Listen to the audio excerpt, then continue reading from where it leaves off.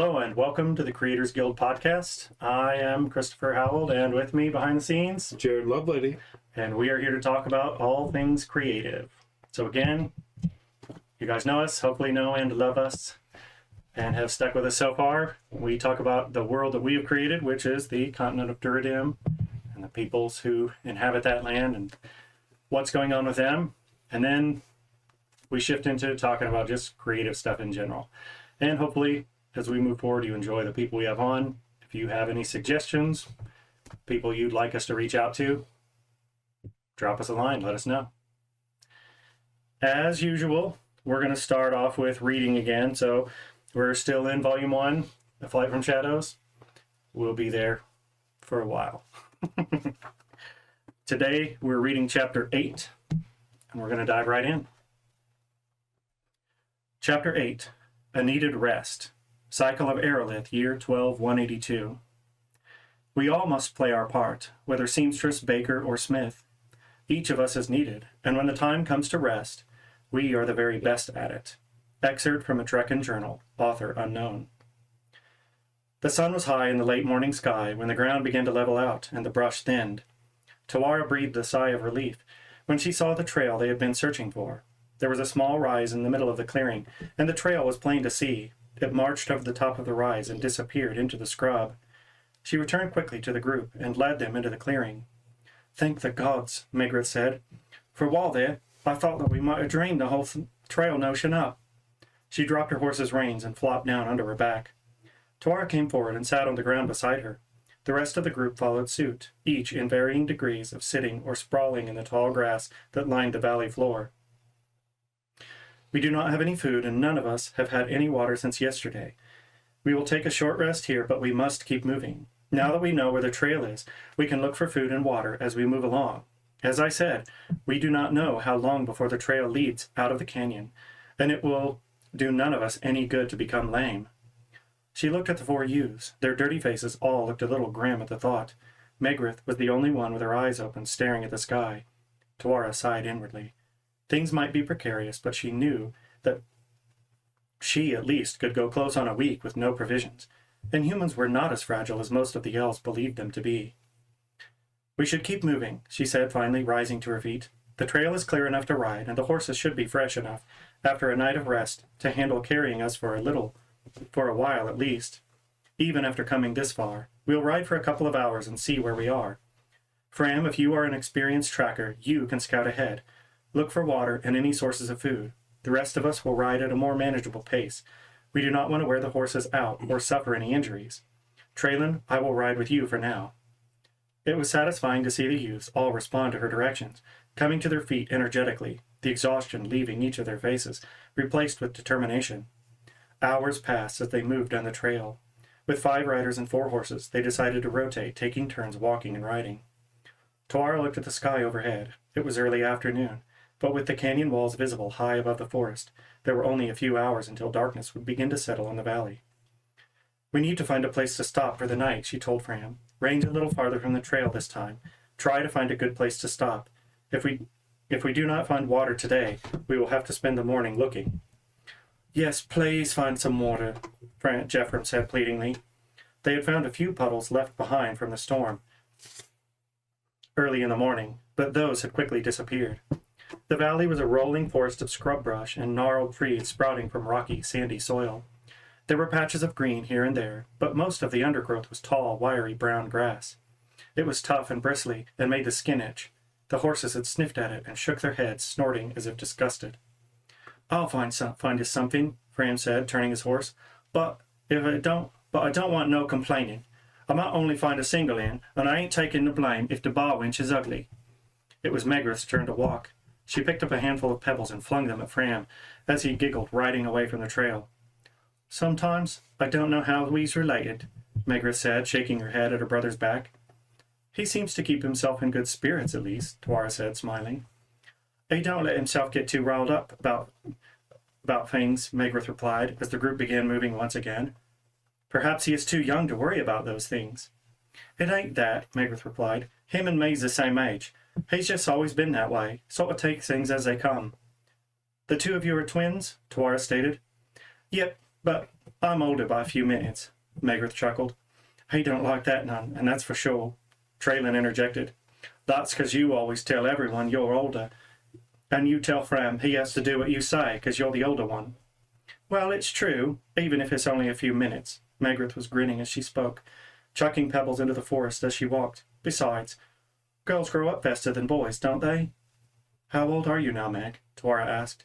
She thought she knew, but she might be off by a year. I turned 15 on my last naming day. I ain't old enough for my colours yet, but my pa says maybe next year, if I buckle down and show some more responsibility. Jeffrey rolled his eyes and chuckled. That ain't never gonna happen, Meg. You know, and there ain't no way the council's gonna make an exception just 'cause your pa says you're a big girl. It's possible, Traylon said. I just barely turned 16 when I got mine. Yeah, Jeffrey replied, but your pa was head member of the council of your old band. Besides, that was what, 3 years ago? I'm sure you will earn them soon as it is prudent for you, Twara said to Megreth. Twara eyed the group as they continued. What must it be like for them? They were so incredibly young, barely out of childhood, even by human standards. She shook her head as she considered this. The conversation continued among the three, and Twara listened to their banter and discussion. This is how most of the day had been, when she wasn't the one scouting. She would ask a question that would inevitably lead the others into a discussion, filled with good-natured jabs at one another. She found herself growing increasingly at ease, enjoying the casual sarcasm they directed at one another. She truly had missed the trekking. Traylon was a bit rough, but starting to grow on her. The other three were like her little brothers and sister. She had missed seeing them grow these last few years. How quickly time passed. It would be no time at all before she would be coming out to see their grandchildren, if, after her coronation, she would be able to see them at all. She sighed at the thought. They had not been walking long when Fram came riding up the trail, a wide smile on his face. What is it? Megreth called. Well, it ain't the best inn, but the wenches ain't the ugliest neither, Fram replied, halting his horse. Twara rode forward to meet him, followed by the rest of the group. I did not expect you to return so quickly. What have you found? She asked. It ain't far off the trail. There's a spring up ahead, and a good-sized pool. There's even some actual grass for the horses. Thank the gods, Jeffrey blurted out. I could drink a spring dry. Wonderful, Twara said, nodding to Fram in appreciation. Is it easy to get to? Oh, it ain't no trouble at all, Fram replied. There's a path what leads to it from the trail. I came up it on the rocky side, so it was harder going for me, but we'll take the easy route. Well, lead on, Traylon said, waving her hand. This is one time I agree with Jeffrey. I'm going to walk right up and stick my whole head in.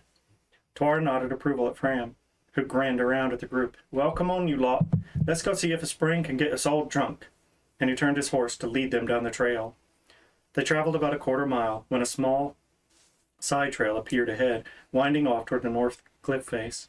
Fram led them once again, and as the trail wound past a large rock outcropping, he held both hands to his sides.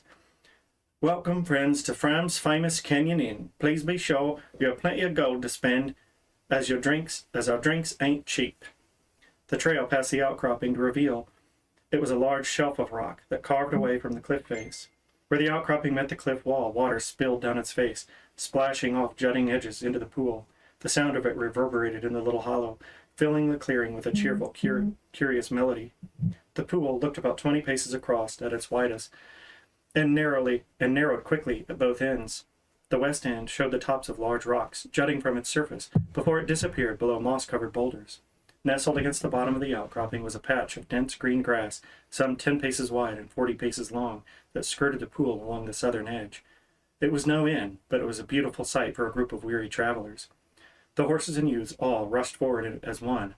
Traylon, as promised, dropped to her stomach at the water's edge and plunged her face beneath the surface. They each drank their fill, relishing the coolness of the spring.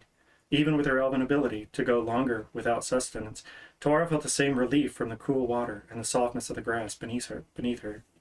She looked at the youths, who had all taken the same approach to this stop as they had after reaching the trail that morning. They sprawled in the grass, breathing contentedly, all their eyes closed. Twara stood and addressed them.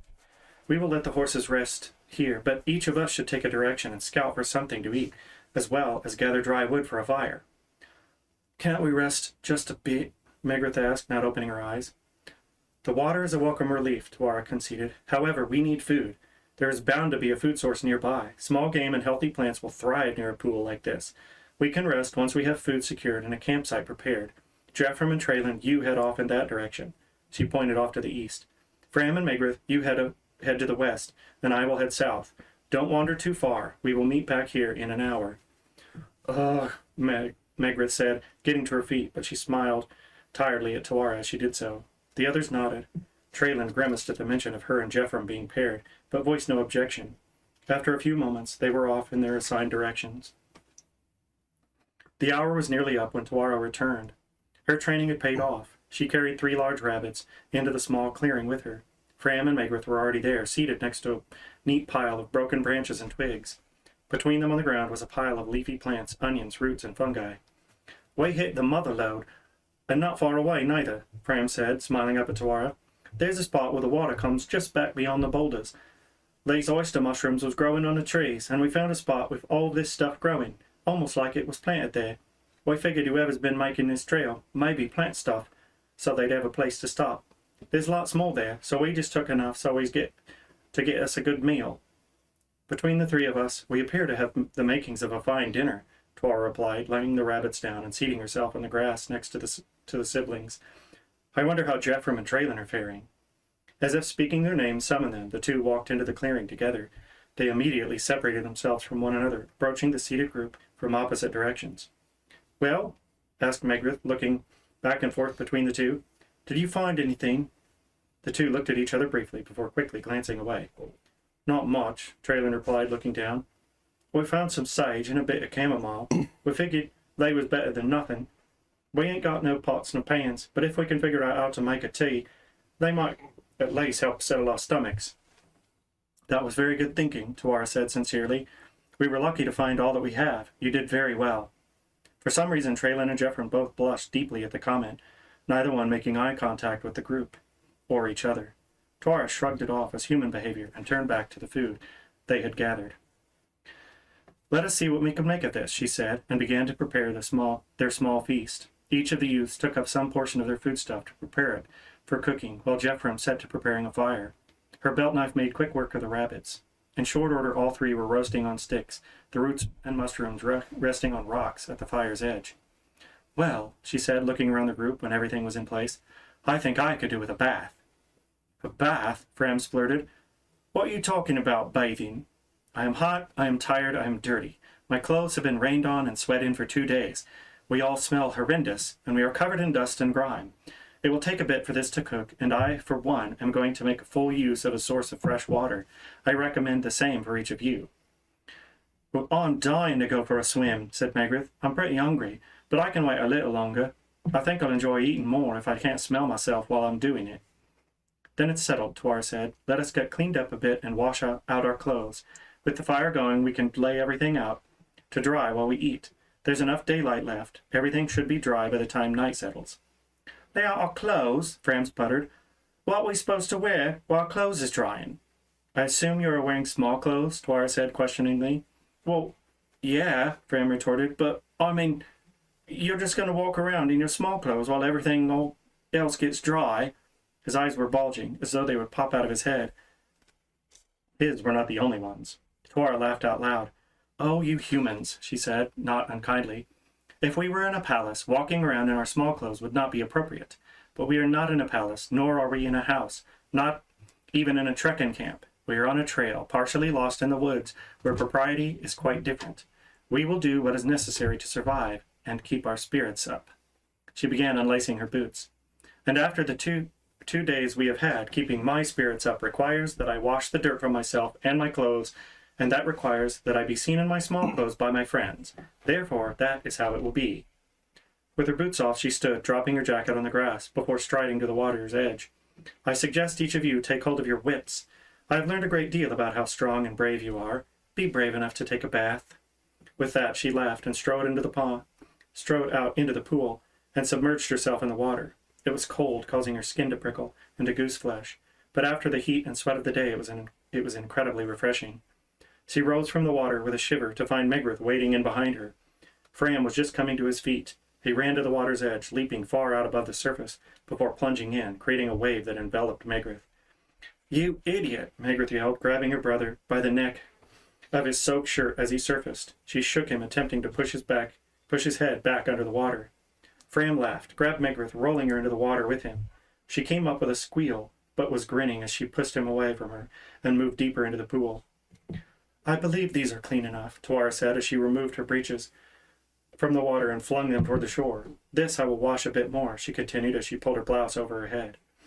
She thought Fram would look away, but he simply stared at her, his eyes popping and his cheeks going red.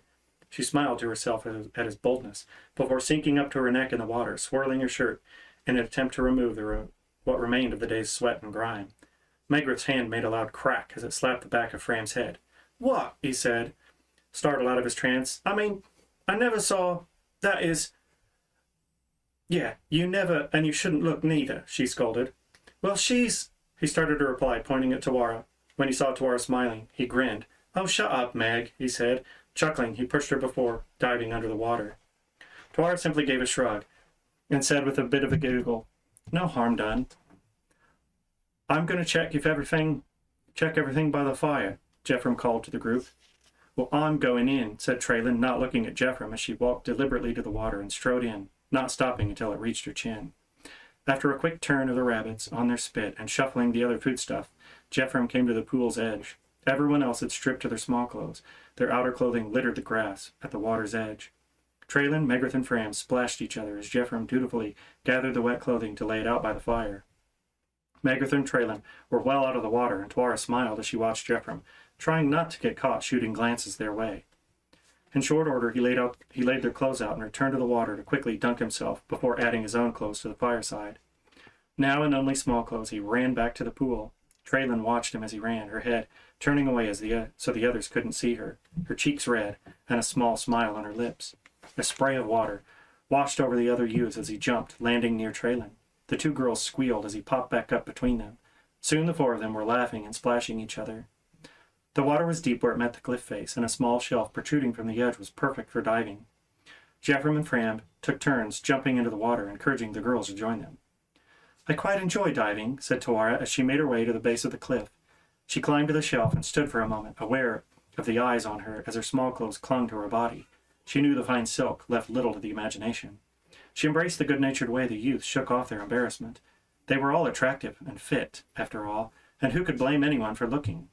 She leapt and rotated her body delicately in the air before tucking into a ball at the last moment. This sent water splashing into Fram's staring face. She came up laughing as he sputtered, stumbling back, and nearly fell over before regaining his balance. Aye, that wasn't no dive, Fram said as he wiped water from his eyes. Not technically, she replied, but that can be just as fun. You're next, Meg, said Traylon as she climbed up the rock shelf. If she's going, you can too. Jeffrem blushed as he stared after Traylon, who was now perched on the rock shelf above the pool, and splashed his face with cold water in an attempt to hide his gaze. His effort was in vain.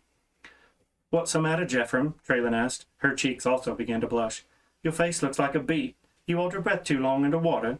She momentarily struck a flirtatious pose before she giggled and leapt off the shelf into the pool. Tuara laughed out loud as she wrung out her hair. She watched the others splashing and smiled. Such a carefree life as she had never known when she was their age. She had been immersed in classes on multiple languages, dining etiquette, calligraphy, silversmithing, and more. She had longed for the simple lifestyle and freedom back then. Truth be told, she still did, this desire warring with her ambitions to become the Queen's accolade.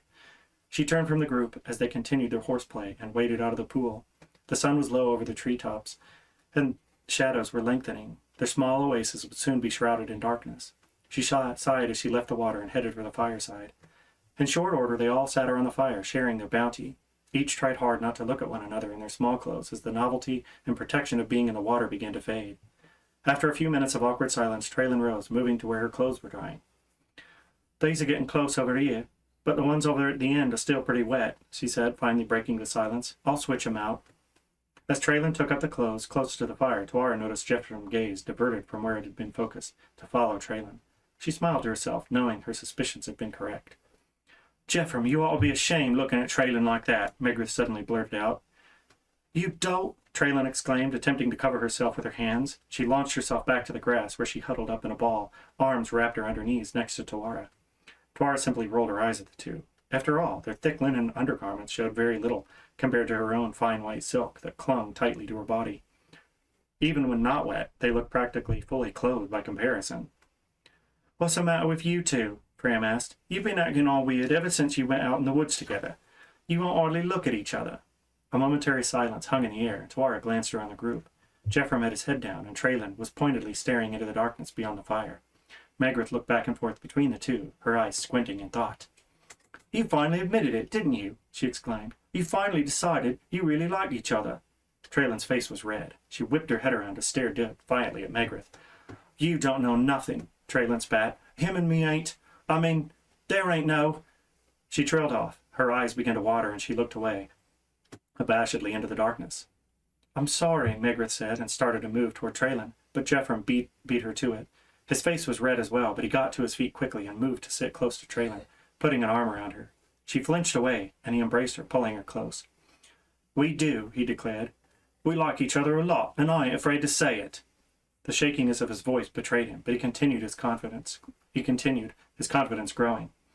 "I got my colours now, and my pa already told me one of my first responsibilities was to find the right girl. Well, I think the right girl is Traylon, and I'm going to go to the council when we get back and ask if we can get married." Traylon sniffed, but she turned, wrapping her arms around Jeffrem. She buried her face in his neck, her shoulders shaking. She pushed back momentarily, looking at Jeffrem. "Will you really go to them?" Traylon asked sincerely. "Will you ask if we can be together?" "As soon as we're back," he replied, "and I won't let 'em say no, neither." He leaned forward and kissed her gently. His face went a deeper shade of red when he looked up and seemed to remember he had an audience. The realization came to Traylon as well. She instinctively began to pull away, but Jeffrem pulled her back into his embrace, keeping her seated beside him, his arms around her. She relaxed visibly, allowing him to hold her close. Tuara smiled, feeling sincere happiness for the two young people. She had no idea about the feelings they felt, and she knew that if her life followed the path her mother had set her on, she never could. She would in no way let that diminish the happiness she knew she was sharing with them at the moment. "Well, that'll be good," said Fram, grinning at Jeffrem and Traylon. "Now we just got to convince Tuara to stay behind and to stay in the band with me." He passed his grin onto Tuara and missed Megrith reaching her foot out to connect with his shoulder and shove him over, splaying him out on the grass. "Good. This is terrible," Megrith said. "They'll be all spilling over and kissing and long walks and saying stupid love stuff to each other all day." Tuara did her best not to grin, listening to Megrith's newfound concerns. The sun had sunk below the horizon, and the air in the canyon had already begun to chill. An evening breeze swept through, causing the fire to flare and sparks to cascade into the night air. Megrith stood and rubbed her arms.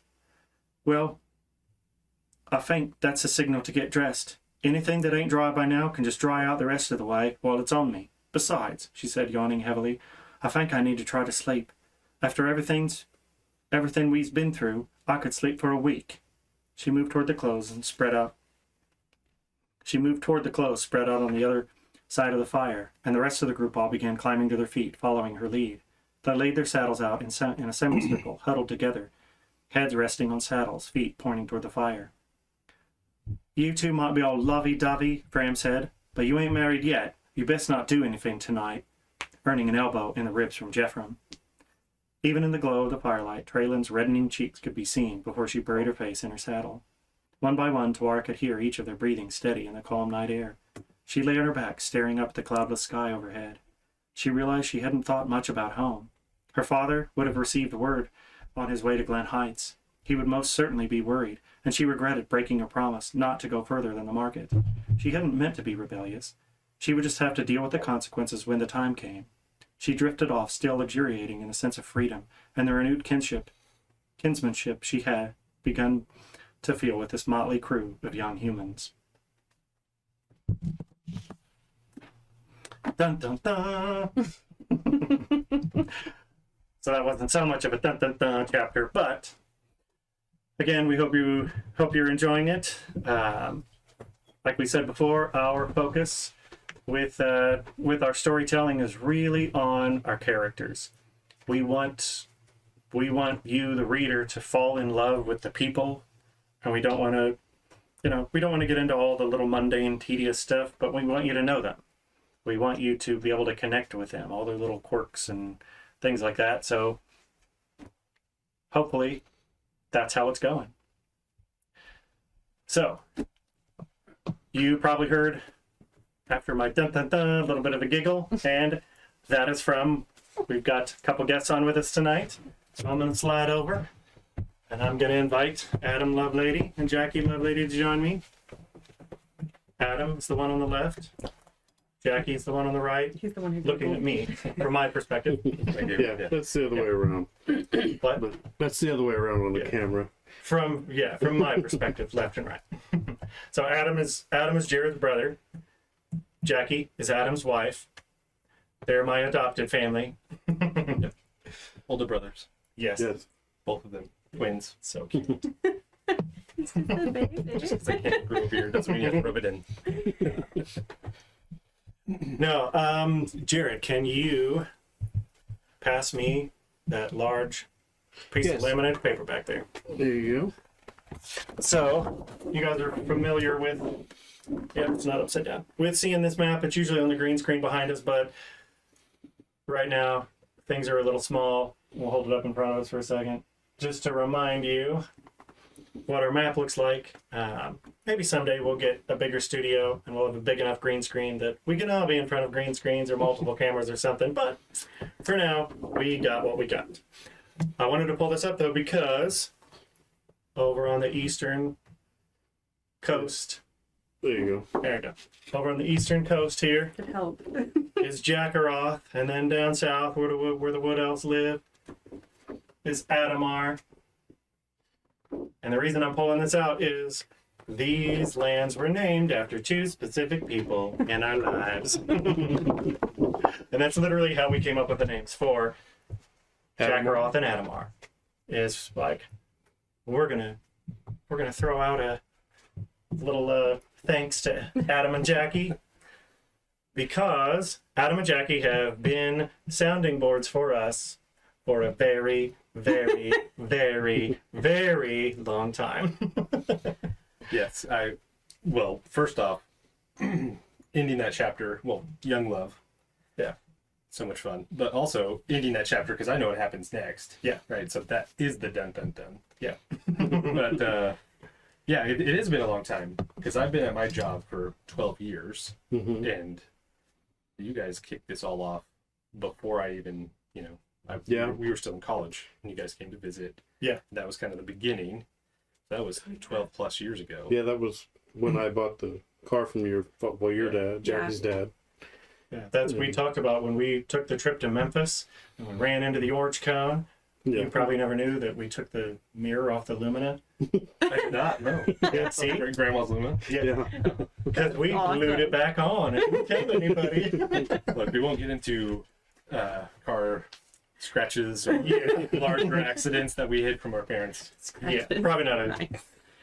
We'll let those come out. It wasn't my fault. Somebody pulled one of those big barrels out just enough on the highway Oh no. that it clipped the side of the car and took the mirror off. Yeah. We're talking and we're looking at something. I've got a notebook and we were making notes and stuff on ideas. And at that time we had just transitioned away from this being a Star Wars like spin-off Rewrite, fan Okay. fiction. Yeah. We were just like ideating and writing notes on that 7-hour trip to Memphis. And I'm writing and look up and bam! I'm like, whoa, dude, what's the... You should have been driving. "Oh, I know." Yeah. Oh, I was driving. were you also writing? No, but fortunately it had the cable mirrors, where you... Yeah. No, So it didn't, it stayed on I was attached hanging to the by the car. cable, so he could be like... And the actual up and mirror down. flew in the window and ended up in the back. Oh my goodness. Yeah. Did you know at the time or did you see it later? Well, when we stopped, we found it. Oh my It was goodness. like, holy crap. So we stopped on the... You didn't see it because we stopped right then. There was a Walmart, and we went in and we were like, epoxy, clear. And we're like, mix it up, get the tube, and put that on there, and we had Nobody's got paper gonna know. towel, and we're like... At that time, Grandma was still alive at that time. Oh, yeah. Yeah. Yeah. So it was Grandma's car. Yes. Yep. Yeah, we just borrowed it because neither one of us had a Well, you were car. coming to buy a car Yeah. that I had put a transmission in personally from her dad. Yeah. It was her dad's car. I fixed it, sold it to you. Yeah. And we had that notebook. We went in and kind of talked a little bit about it while we were there. Yep. And then when we left the notebook with all of our notes. And got it from them, like, it was a while later. So good job, Dad, for not leaking, Yeah. a decade ahead of time. Exactly. So it has been a slow burn, not a slow burn, but Yeah. obviously we all have real lives, but you guys Yeah. wrote it, but Yeah. yes, it's been a long time, Yeah, Yeah. that's. and I it's didn't realize it's that long. changed a lot. Yeah. Yeah. Well, we didn't really knuckle down and start. So I was in Iowa, and then we talked about stuff in Iowa, and I even read a few little pieces of stuff and shared it with a couple coworkers in Iowa. With just like, hey, here, read this and tell me what you think, like a chapter. Yeah. And I did the same here with people I knew.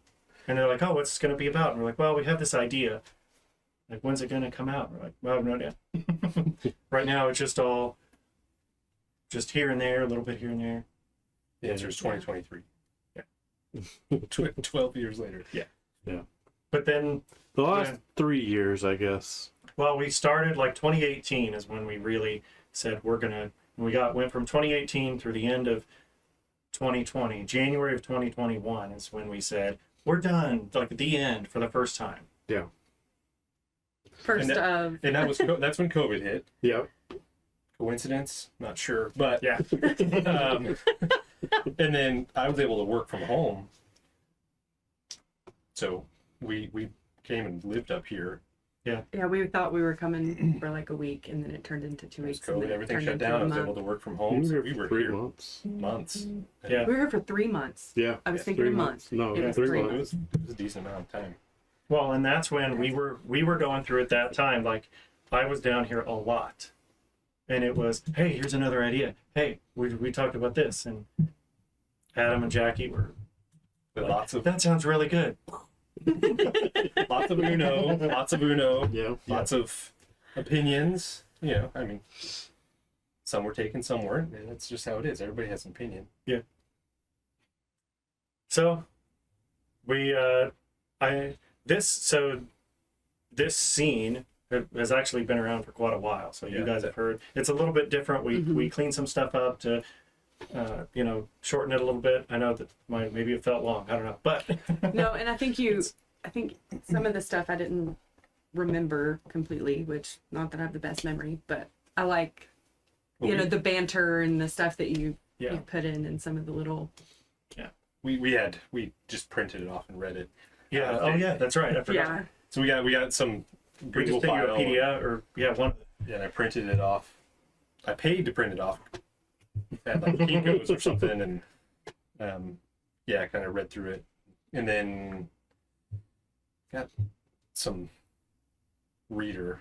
I think you told me about a reader, and so then after it got through a couple more revisions, you sent us a different one, and I listened to it. Yeah. Because that's far more my speed.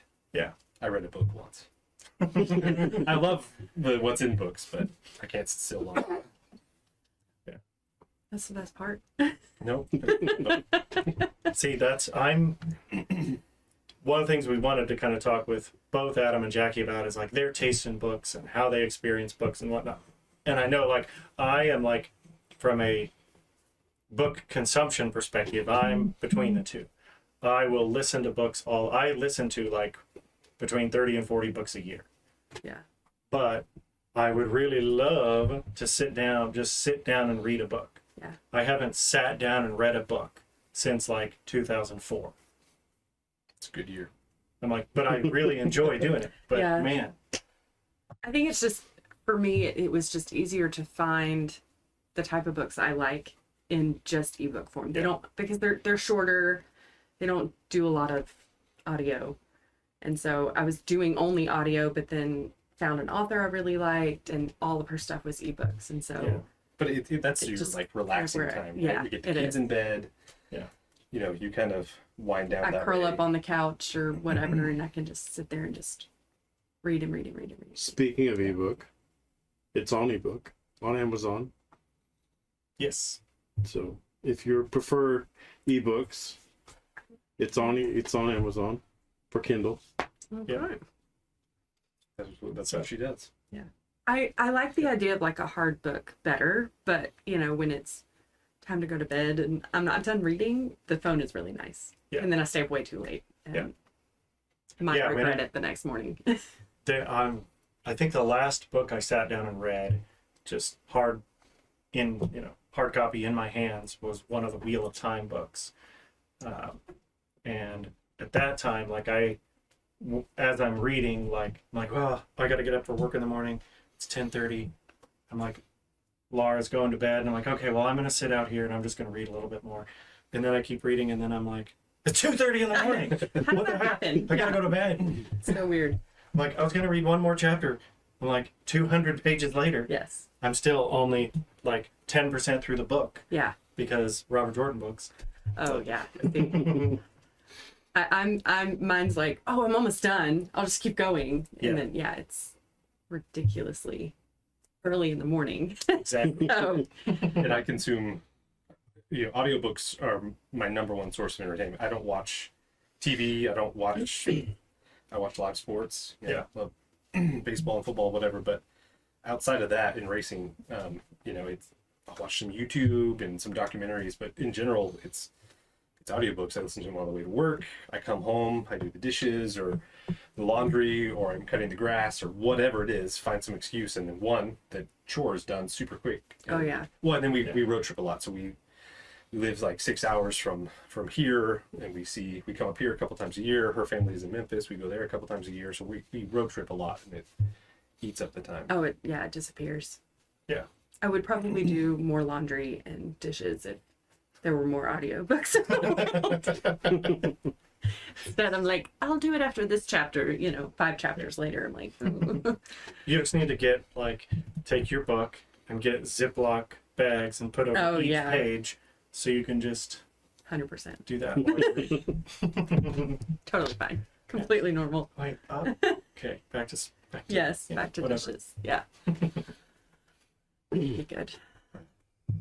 So Adam and I have talked some about books. We've read some of the same books. We've read different books.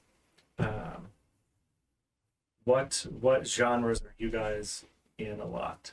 What do you like to read? Yeah, I'm mostly in the fantasy.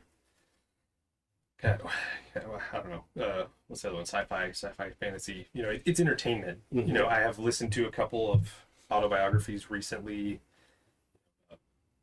Some Medal of Honor winners and some other military kind of stuff, but in general it's fantasy. Yeah. So I do mostly that adventure, right? Again, it's a way to, it's entertainment. Escape. Finding a unique storyline is fun. Within those, because so much, almost nothing is unique anymore, right? You just kind of rinse and repeat, try something different. But in that space. Yeah. What about you? Like Jackie, we've talked about just like story stuff, mostly about my story stuff, and Jared, mostly Jared and I talking to you about we're going to do this now, we're going to do this in the future with the story. Well, when I tell you, you'll know why I've wanted to know if there's a love interest, because that's all I read. I just like sweet little love stories, pretty much. Just I don't know. I feel like I'm such a baby when it comes to the suspense and stuff that I just can't handle it. So I can't do it. But so this last chapter, you were like, "Coach Ephraim and Trey." Right? Yes, exactly. So I really like Regency time period a lot, historical fiction, stuff like that. But I like it when there's some intrigue. If there's a mystery they're trying to solve, or some of them are spies during different wars and stuff like that. That's really fun. And then when they throw, the love interest is the main part that I'm there for, but all the other stuff kind of keeps it going and makes it fun. And I especially like in books when there's stuff that you're told that you don't think is all that important, and then it comes up later, and you're like, oh, they thought about this. We don't do that at all. No. Yeah. But that's what, it catches me and it keeps me going. And then I just get hooked on an author and I'll just read all of their stuff until I find the next one and get kind of obsessive over it. But yeah. Yeah, that's so Adam and Jackie have read our first books, book 1 and 2. It was originally all just book 1, but then we split it into, it was book 1, part 1 and 2. We split it up and then added a bunch of part 1, and we're adding a bunch of part 2. So book 2 is going to be longer, we figure, by, maybe 100 pages or so than book 1 is right now. We'll see. Yeah, we'll see. We what may comes out to, but trim some. We've got to add some for sure, and I think there's some stuff we can trim. Yeah. I know we've already trimmed 2 chapters out. yeah. So we'll see, but they've read an earlier version, so we've talked through like the changes that we made, but they haven't read like what you're actually getting right now. Mm-hmm. They haven't read this yet. They haven't read. They know the story. And we, Our copy, we bought it. We just, Yeah. Yeah. I read Well, the book once, so it's like, Yeah. Well, talking about it though, like, yeah, start to finish, we have not read it all as one, but I realized we've read more than I even Yeah. thought we did. So I'm like, oh wait, no, I did read that part. I just read it, printed off on, Just paper. regular printer paper, yeah. or off, Jared's computer or something. But Yeah. I am excited to read it all together. Yeah. A little more cohesive. So what is your perspective on like, and it's, I know it's difficult to put it. So we were at a convention earlier today, and a guy came up and was asking me like, oh, what's your book like? And then he was dressed, he'd been to Branson and he was dressed like Elvis. And nice. look, and he's like, yeah, I went down to Branson and I saw the show. I came here just because I have a buddy working here and I'm trying to support him. He's like, but I'm really into music and especially old music and stuff. And I'm like, yeah. And we were talking a little bit and he's like, so who are your favorite, like, who do you listen to? What's your favorite music? And I'm like, what's music? I'm like, I know words to all kinds of songs and know artists and songs and everything like that. And I'm Yeah. like, boop. Oh Nothing. yeah, everything's gone. Yeah. Yes, I totally get it. It's like when people come up like, tell me about your book. And I'm like, what book? What book? I wrote a, What are you I wrote talking a book. about? were you wearing the hat at the time? I was. Oh, It's yes. very hard to take you I was seriously, wearing the hat. but also it fits. Yeah. Right. But with that, are there any books you've read or authors that you've read or anything that you find our writing style similar to? I feel like I should go first because he's read like way more Of that genre? of that genre. We listened to some of it together. And so I think it reminds me most of Jeff Wheeler. He wrote the King Fountain series, right? Like That's right, yeah. Queen's Poisoner and stuff like that. I loved it. Yeah. King's Poisoner, Yeah. Queen's something, I don't know.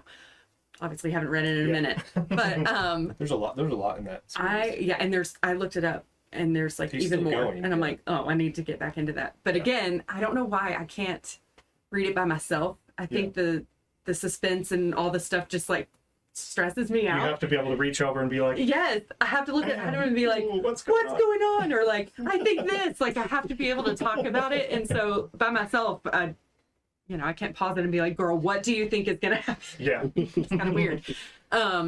So yeah, I need But to that get back was a into fun it. activity we did together, right? Yeah. Like, Yeah, we would listen to them together again a lot on road trips and Yeah.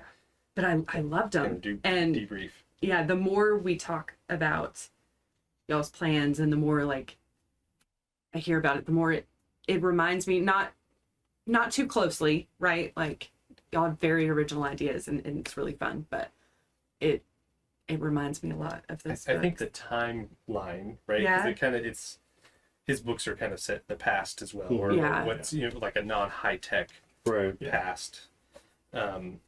There's not too much magic, right? There's not too like your books will have magic, Yeah. but it's not like that's not a main driver. It's not what the whole thing's built around. There's some, and that's how Yeah. this is. Well, it's mostly about the characters. It's kind of that older style, Yeah. and they're longer. Not to pick, but right, it's your books and his books are a little bit more of a slower burn, right? Yeah. It's the long haul. You're painting the picture. You're giving all the details. You really get to know the characters, right? Where some of the other books I listen to, are more very surface entertainment, right? Yeah. Maybe one or two of the characters have been really fleshed out. I'm sure there's plot holes and other things, but like they say funny things and I laugh and Yeah. it makes my drive easy. I, But I enjoyed that though. Like you get the intense moments, and then you have the moments where you can catch your breath and kind of enjoy the characters for a little bit, and then intense moments, and maybe the intense moments are back to back a couple times, but then you catch your breath again. And I like that, and then the detail that comes in. Yeah. So I very much agree. Jeff Wheeler probably of all, right? Because of the pace, the length, right? There's a lot of books to tell the story, right? Like again, But we've been each doing this. book is so good. We've been doing this for we've been having these conversations for so long, and then I check back in and you're like, oh, well, that's going to be like book 58, like, well, that's my favorite part. And like, when we talked, that was like 5 minutes in, but so like there's such great good stuff, but like you've built the details to get to some of these bigger arcs, which is cool. And I would say, from a Sanderson Stormlight archive, like he's got a lot of different book series, but like that, Stormlight is a little bit of a slower burn. There's a lot of detail, a lot of character development. I feel like that's, but those two, right? Like it's not a super fast pace, which is fine. People love that, and there are other books that are faster paced if you need that. Yeah, Jared and I have talked about my preference in reading, and I read a lot of different books. I'll read like biography, history, historical fiction, fantasy fiction, sci-fi fiction, murder mystery. I've got You're all over the place. Yeah, I've got several hundred audiobooks, and then I've got a stack of other books, and a whole I've read a lot of different books, and they're all different genres. Now, most of them, like if there were a majority genre, it would be some kind of fantasy fiction. But the ones that I like the most are ones like, if I can sit down and be like, oh wait, there are 5-6 books in this story, and each book is 2,000 pages long, I would be like, I'm going to enjoy that probably. Do you look at the pages or do you look at the Audible hours? Well, yeah, on Audible, I'm like, there have been books on Audible that I look and I'm like, 7 hours? I'm not wasting a credit on this. Gosh. So that's why. I think that's also why I didn't stick with the audio, because I'm like 7 hours. Oh, girl, I got that. I'm gonna finish that about tonight and start the next one or something. But plus, like most audiobooks, when I listen, I'm like, I have to have it on like 1.4 to 1.6 speed. I can't follow along. I've heard them. I do 1.3. Yeah. I'm like, I can't. I'll be like, get too distracted and be like, I'm looking like, okay, well, let me skip back and re-listen to this as they're reading. And, to me, it sounds like they're reading, like if what we just read, like where it would be like, Tawara examined the outcropping of the rock that jutted from the nearly sheer face of the valley wall. And I'm like, oh my gosh, choke me to death. yes, So I'm the other way. I'd like it at regular speed, because when I'm reading, I want to relax. And I want that conversational speed in my head. So whether I'm reading a book or listening to a book, I want it at a conversational speed. And that's just my preference. yeah. Like some YouTube videos where I'm like, I loved it when I'm like, wait a minute, I can change the speed and watch the video faster. Absolutely. Like there'll be YouTube videos, even like instructional stuff, where I'm like, speed this up. Okay, now I can follow along and not get distracted by your slow talking and whatnot. I probably But I read. like the volume of words. It's funny though, because I'm like, I like the volume of words. If I find an audiobook that I'm like, 50 hours for one book? Bye. I probably read at a conversational speed until it gets like suspenseful or whatever, and then I'm like, super fast, because I'm like, What was that? your turn. Yeah, like, so I did that. I remember when I read, have you read The Wheel of Time? You've read No. Wheel of Time, right? I've not, Oh, you actually. haven't? Oh, It's losers. What the heck? there's a lot of books. Why are we watching it? There's a lot of books. They're very. They're very. Wait, you're watching Wheel of Time? We We Started it. started the second season and kind of stopped after the second episode. I know. Yeah. I know. I thought you read it. I have not read it. I know you guys People love would it. probably- Dad- Oh, that's the one with like 500 books. Yeah.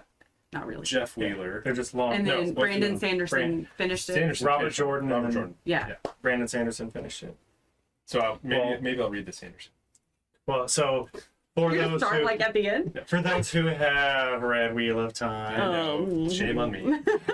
who aren't losers, I would fall asleep based on my opinion is based on you and Dad and everybody talking about how slow it is. They are slow paced. And that's harder for me because Yeah. I want to see it in my mind and I want it to. but to me, I'm like, I love the volume, and then I just speed up the reading and stuff, and so I'm like, Also, that's a big commitment, Yeah, especially like from credit perspective. That's a lot of credits. There's a lot of credits. 14. yeah. Hey, see, that's over a year of just listening. Marriage requires commitment. Okay, well, You got to marry yourself to the books. Get into this idea. I've got a whole list of unfinished book authors. That Well, the Wheel of Time's finished. You can just dive right in. Anyway, we'll see. Dumas Wells. So, for anybody, when I got to the part of Dumas Wells at like that scene, and you guys will have no idea what I'm talking about, but when they use the one power and the good guys arrive, and you like the one power is the power that controls everything, and they can weave fire and air and earth and like control the elements that. So the Wheel of Time turns and it weaves the pattern of the age lace that is everything that exists. Okay. So that's like when you say the series, the Wheel of Time, that's what it's talking about. Okay. Is picture this wheel that's churning out all the threads of every life, every tree, every plant, weaves together to make this tapestry that is time. So there are some people who can control those weaves Right. and make things happen. So at Dumas Wells, there's a whole army of several 100,000 bad guys, and just a few people that can weave the one power, and then all of a sudden, a whole bunch of people show up who can weave the one. And I'm like, that is like the battle scene of battle scenes. And when I got to that, and I'm like, and I'm like, read. I'm like, oh my gosh, I can't read fast enough. My eyes can't move over the page. I can see what is going to happen, Yep. Totally. Yep. So That's awesome. then on that, I can be like audiobook, like 2.5 speed. How about I just downloaded this whole thing right in my brain, and that was awesome. How do you process it that fast? Oh my gosh, that's funny. I do kick into the like super fast speed, and I'm like skipping over words and like just. Yeah. If I tried to read it out loud, it would, Yeah, there have been times like not happen. I have to, like I've trained my brain, like I listen while I'm driving and stuff, but there have been times where I'm like, I have to pull over because I'm going to wreck the car. Because Yeah. I'm like, I get like go into trance mode, and I'm like, Yes.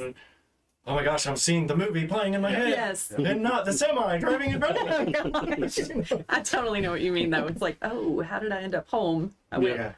went into autopilot, and all I can picture is what I just read or listened to. Yeah. I get out and I'm like, why is there a bike in the grill of my car? And I think at the end of this one, No I think spoilers. it's I think at the end of this book or the beginning of the next one, there's some of that. It's just like intense.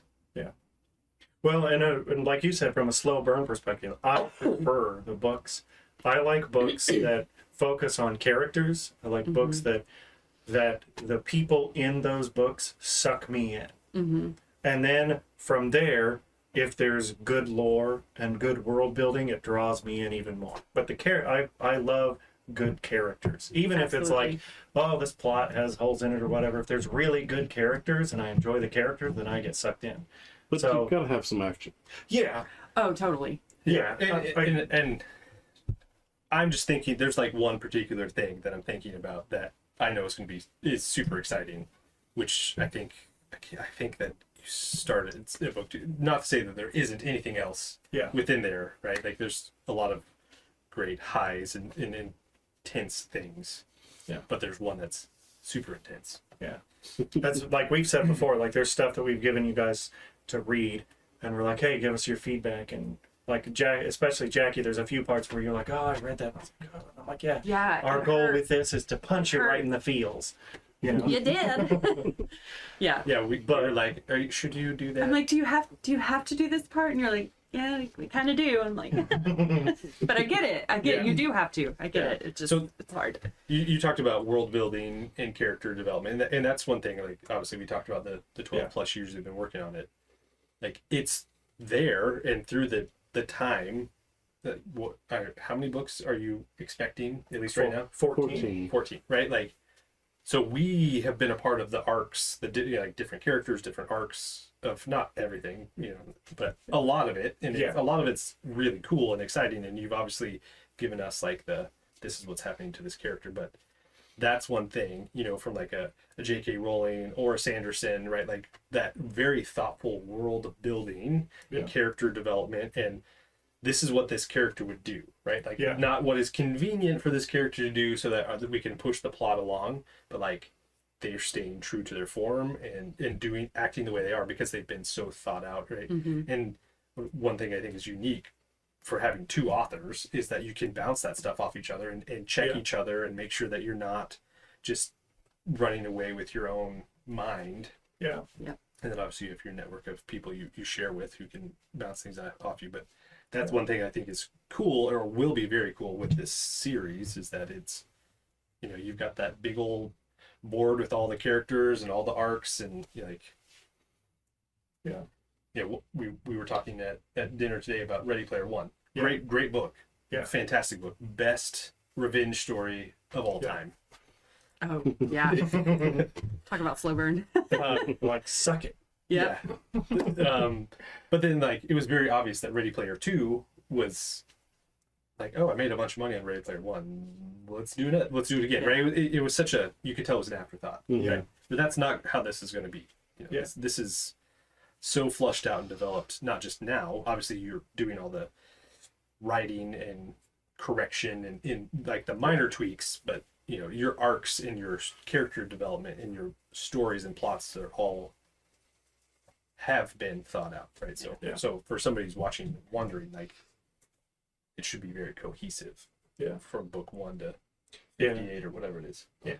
Yeah. Well, and with that, like the way I picture this, if I were to like draw, I'm trying to think, I can't remember the movie where they're like gonna blow up a bridge or there's lots of movies like that, I know. I'm like, well. But it's something like in the movie, and when you're watching this particular movie, you know what's going to happen, but the person like lights a fuse and then the fuse starts going and then they're watching it and to other people like, wait, what's happening? And then all of a sudden it like the fuse hits a certain spot and then it's like there's 6 fuses and they're going, and then all of a sudden it's like there's like 50 and they're getting bigger, and then all of a sudden it's like big explosion, Yes.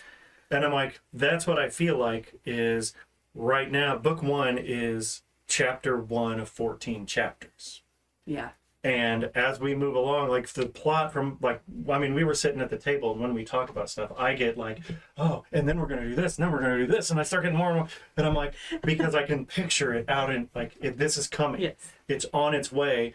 And it's, for me, we're building these characters, and then stuff is going to get more and bigger, and like we're bringing more and more things in, and it takes we've got thousands of pages of notes and outlines and different stuff, all this stuff to try to keep it all straight, but we have to build it up to get there. Right. And so for me, like the goal is books 1 through 5 is this ramp up in this story arc to get to this certain point, but while that's happening, there's this other arc and these couple other arcs that are going on that from a reader's perspective, they're going to be like, you guys know, it's going to be like, well, but this is coming, and they don't know anything about it.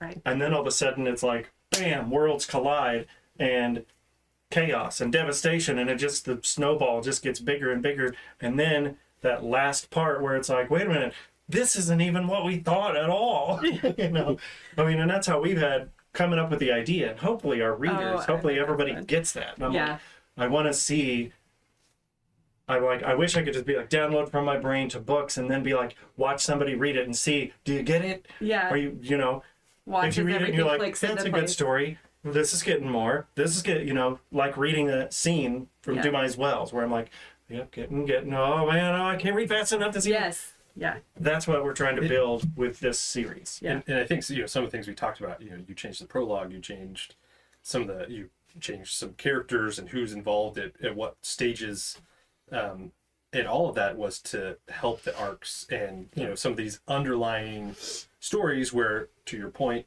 like you hear something, you're introduced to somebody, you're introduced to an item, a concept, and then they come back later, right? Yeah. And you're like that. It all clicks, all the puzzle pieces get together, right? So for people like me, because the beginning, actually, it's very interesting that you read this, chapter 8, because this was the part where when we read it, I was like, hey, you got to get to the point faster, right? For me, I would have put it down, right? Yeah. But like literally chapter 9, I know it was going to be like where some of the beginning of things, right? This is just the development. So for people like me who have ADD or whatever, want to get to the point, like hold in there. And again, like I can't believe like this is just book 1. There's so much of this story and this world to experience that it's going to be fantastic. That's true. So when you're at the table, getting excited and being like, oh, and then this, I'm sitting there with my jaw on the table, like, I can't wait. Yeah, that's one of the things that's really fun having Adam and Jackie as a sounding board, is because Adam will be like, well, did you think of this? Well, what about this? You could try this. You could try this. And which is really fun, that interaction with Adam. But then with Jackie, I can see her face going, oh, I can never hide how I feel. what? Yes. And I'm like, yes, keep painting that on your face every time. Because then I'm like, this is going to be great. And then I'm like, then what? I'm like, yeah, just from Jackie's face, this is going to be the best book ever written. That's awesome. So, I'm glad that that's expressed. yes, very much so. Since I can't form the word. We I'm can, just we like, can always read what's on her feelings. yes. Yeah. She doesn't wear them on her sleeve, she wears them on her face. Yes. Just for the world to see. Yeah. So, that's our world coming up. Yeah, Adam and Jackie drove all the way up here from Texas just to be here with us. That was it. It was the only reason. Pack it up and leave. But they have had, there's been times where they're driving and Jared and I will be like, well, we're working on book stuff. And we're like, wait, Adam and Jackie are in the car right now. They've got 6 hours that they have to drive. If we call them right now, they can't go anywhere. Right. We can just run stuff by them. We'll put it on speaker. We'll read them stuff. Sometimes the kids will be like, read that part again. Yeah. Whatever. Well, Shay's more like, audiobooks give me headaches. And I'm like, you will love it. Yes. but I mean, you read today, and I'm sure on other episodes you're reading, but Chris has all the voices. Oh, I Because love in their it, mind, yeah. each character has this voice or this accent. And so, we've experienced that again through the years, right? I mean, we were driving up to St. Louis for some stuff, and like to hear all the different, I don't even know where that character comes into play. Otherwise, I'd say it, but like that's probably book 14. But so it's been fun, right? Again, I did read a good bit of the original draft, and then I listened to the second draft through one of those awful robot things who said Tuara's name horribly wrong every time. But a lot of, for instance, you read a lot of it to us, at the table or while we're driving. So it's been fun to, we have got like half of it via Chris audiobook. We just need to get you in the studio. Which is like, listening to the Harry Potter ones. Was it Jim Dale. Jim Dale, or was it not? So, Yes. Was it Chris Howell, or was it not? Yeah. So it's been fun to this point. Right now we're still, from a podcast perspective, we're still pretty early on in episode, so we talk a lot. Like we spent this whole time talking about, hey, why don't you talk to us about our world?